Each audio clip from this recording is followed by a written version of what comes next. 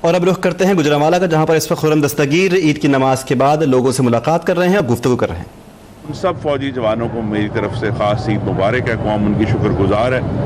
اور اس کے ساتھ ہی ہمیں یہ بھی یاد کرنا ہے کہ اس سال میں جو پاکستانی شہید ہوئے دہشت گردی کے ہاتھوں، ان کی ہم خاندانوں کے ساتھ تعزیت کرتے ہیں، ان کو یاد کرتے ہیں، ان کا شکریہ ادا کرتے ہیں۔ دوسرا معاملہ یہ ہے کہ آج جب ہم نے دعا کی ہے تو بہت سارے پاکستانیوں نے یہ بھی دعا کی ہے کہ یہ جو ایک حکومت عذاب بن کر ہمارے اوپر آئی ہے، اللہ تعالیٰ ہماری اس حکومت سے، اس عذاب سے جان چھڑا دے، کیونکہ پاکستان میں رہنے والے جو ہیں وہ پچھلے سال کے مقابلے میں زیادہ غریب ہیں، زیادہ پریشان ہیں اور زیادہ غیر محفوظ ہیں،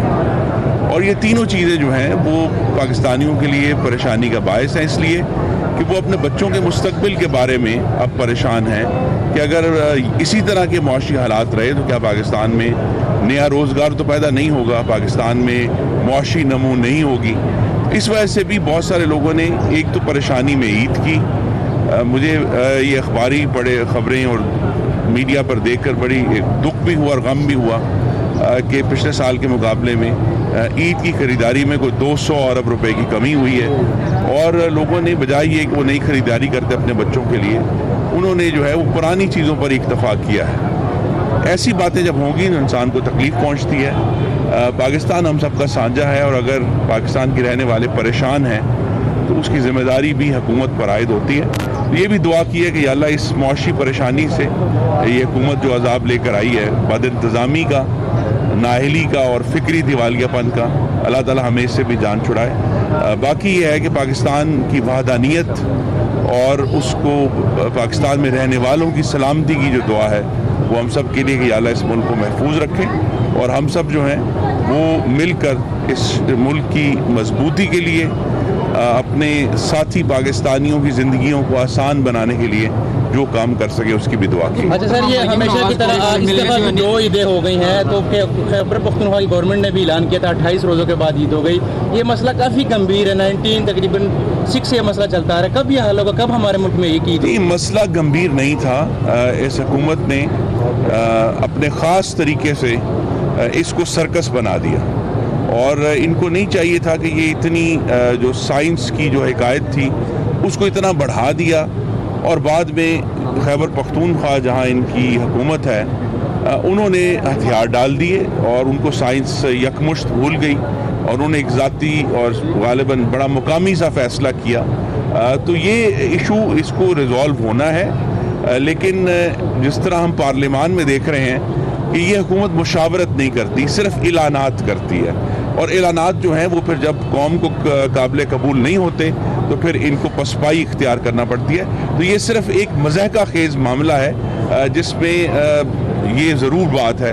کہ پاکستانیوں کے مذہبی جذبات بھی مجروح ہوئے ہیں،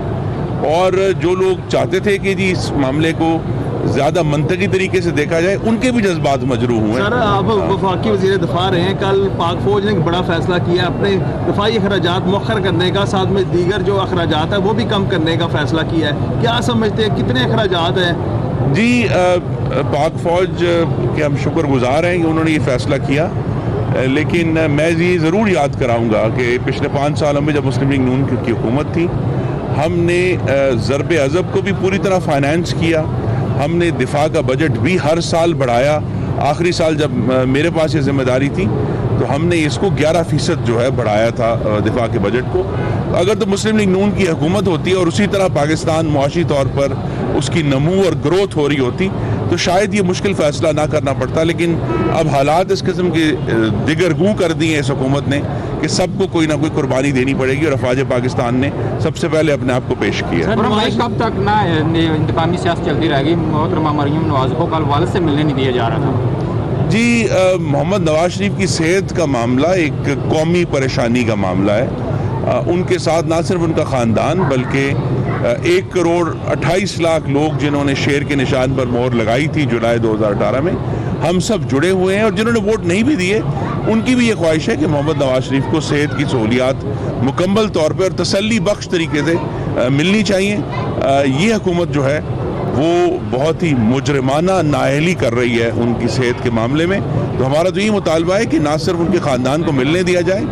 بلکہ فوری طور پر ان کو جس قسم کی سہولیات درکار ہیں وہ انہیں پہنچائی جائیں تاکہ ان کی صحت جو ہے وہ بہتر ہو. وہ اس وقت پاکستان میں جمہوریت اور عوام کے حق حاکمیت کا نشان ہے